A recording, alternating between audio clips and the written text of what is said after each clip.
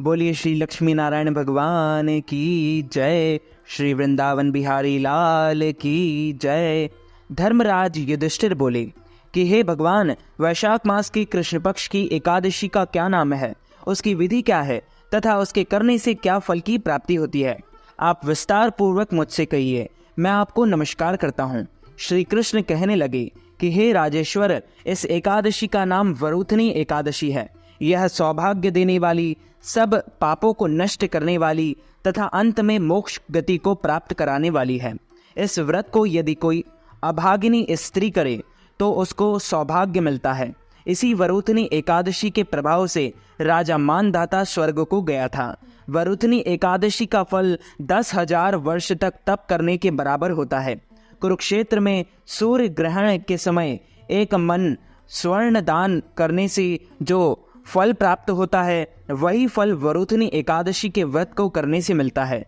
वरुथनी एकादशी के व्रत को करने से मनुष्य इस लोक से सुख भोग कर परलोक में स्वर्ग को प्राप्त करता है। शास्त्रों में कहा गया है कि हाथी का दान घोड़े के दान से श्रेष्ठ है। हाथी के दान से भूमि दान, भूमि के दान से तिलों का दान, तिलों के दान से स्वर्ण का दान तथा स्वर्ण के दान से अन्न का दान श्रेष्ठ है। अन्न दान के बराबर कोई दान नहीं है। अन्न दान से देवता, पितर और मनुष्य तीनों तृप्त हो जाते हैं।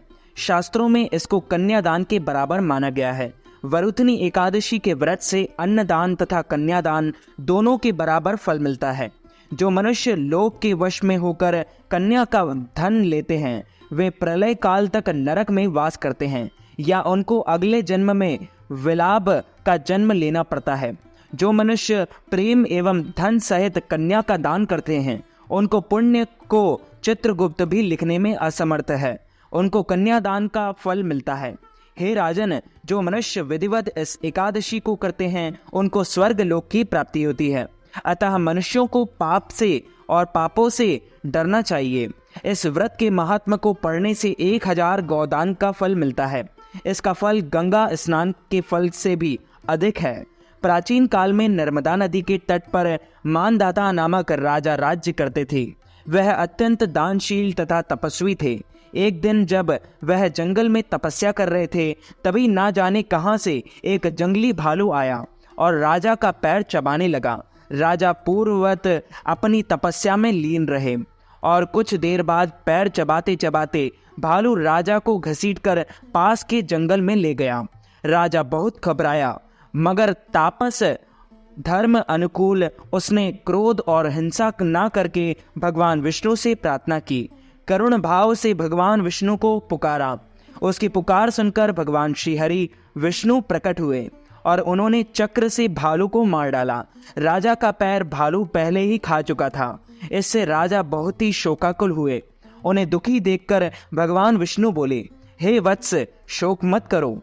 तुम मथुरा जाओ और वरुथनी एकादशी का व्रत रखकर मेरी वराह अवतार मूर्ति की पूजा करो और उसके प्रभाव से पुनः सुदृढ़ अंगों वाले हो जाओगे। इस भालू ने तुम्हें जो काटा है, यह तुम्हारे पूर्व जन्म का अपराध है। और भगवान की आज्ञा मानकर राजा मानधाता ने मथुरा जाकर श्रद्धापूर्वक वरुथनी एकादशी का व्रत किया। इसके प्रभाव से राजा शीघ्र ही पुनः सुंदर और संपूर्ण अंगों वाला हो गया। इसी एकादशी के प्रभाव से राजा मानधाता स्वर्ग गए थे। जो भी व्यक्ति भय से पीड़ित है, उसे वरुथनी एकादशी का व्रत रखकर भगवान विष्णु का स्मरण करना चाहिए। इस व्रत को करने से समस्त पापों का नाश होकर मोक्ष गति की प्राप्ति होती है।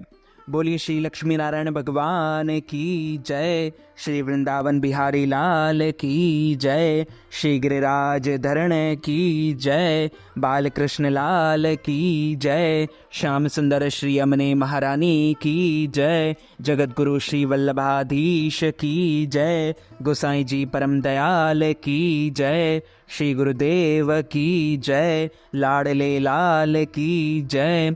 राधा रानी सरकार की जय। आज के आनंद की जय। अच्युतम केशवम राम नारायणम कृष्ण दामोदरम वासुदेवम हरि श्रीधरम माधवम गोपिका वल्लभम श्री जानकी नायकम श्री रामचंद्रम भजे जानकी मनोहरम सर्वलोकनायकम श्री शंकरादिसेवितम पुण्य नाम कीर्तनम श्री राम राम राम राम राम नामतायकम रामकृष्ण वासुदेव भक्ति मुक्तिदायकम रामकृष्ण वासुदेव भक्ति मुक्तिदायकम हरे राम राम राम हरे हरे हरे कृष्ण कृष्ण कृष्ण हरे हरे श्री कृष्ण गोविंद हरे मुरारे हे नाथ नारायण वासुदेव। एकादशी के निमित्त ब्राह्मणों को फलाहार करवाना चाहते हैं या अन्नदान, वस्त्रदान, गौदान, फलदान, तिलदान अथवा पारणा के निमित्त ब्राह्मण भोजन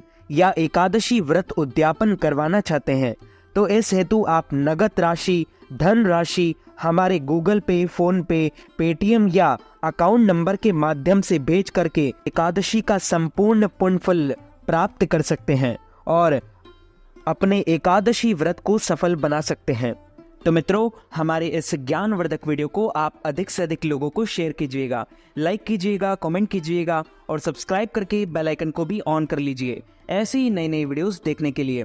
आप सभी को सादर जय श्री कृष्ण, सादर धन्यवाद।